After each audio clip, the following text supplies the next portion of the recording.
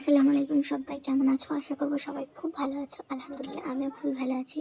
তো আমি নানিমাদের বাড়িতে গিয়ে আমার খালামার ছেলে মেয়ের সঙ্গে কী কী করলাম তা একটা ছোট্ট ভিডিও তোমাদের সঙ্গে শেয়ার করছি। আশা করি সবাই দেখবে। এটা দুপুরে খাওয়ার জন্য এখানে ডিম ভাজা হচ্ছে। আর আজকে যেহেতু আমরা পোলাও খাবো, তো তার জন্য এখানে মাংস দেখো রান্না অলরেডি হয়ে গেছে, পুরো ভুনা ভুনা করেছে। কার কার মাংস খেতে খুবই ভালো লাগে একটু কমেন্ট করো। তারপর ছোলার ডাল আছে, আর ডালটা তো আমার খুবই ভালো লাগে ছোলার ডাল খেতে।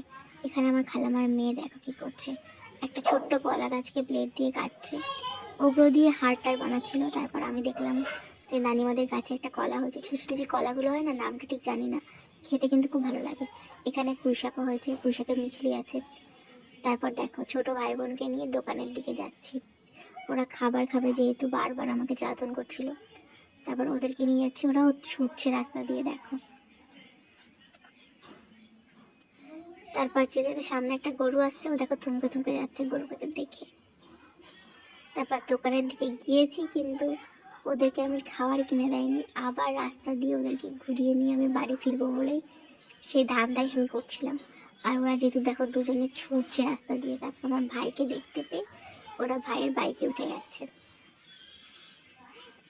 দেখো ভাইকে দেখে বোনটাও উঠে গেল, আমাকে একা ফেলে রেখে ওরা দুজনে বাইক চেপে বাড়ি চলে যাচ্ছে। তারপর আমি ওদের পিছু পিছু আসলাম, তারপর ওরা পুরো আসেনি, আবার নেমে গিয়েছিল।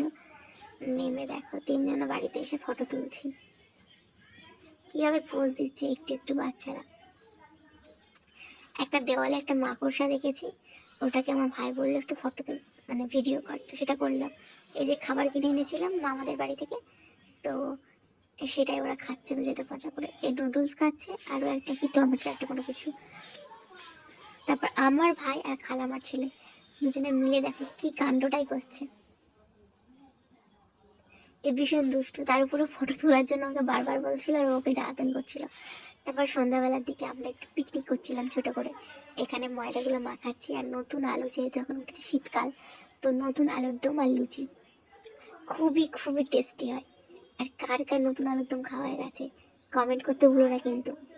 এদিকে দেখো আলুর দমটা প্রায় আমাদের হয়ে গিয়েছে, এবার লুচি করার পালা। তো এখানে লুচি এগুলো রোলো করে আমি গোল গোল করে রোগুলো কেটে নিয়েছি।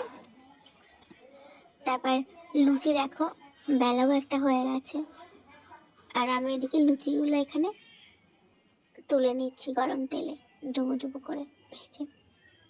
এদিকে আমার খালামা দেখো লুচি বেলছে, লুচির ডিজাইন যেমন হোক পেটে গেলেই হলো, মানে খেতে পারলেই হলো, তাই না? দেখো লুচিও হয়ে গেছে এখানে।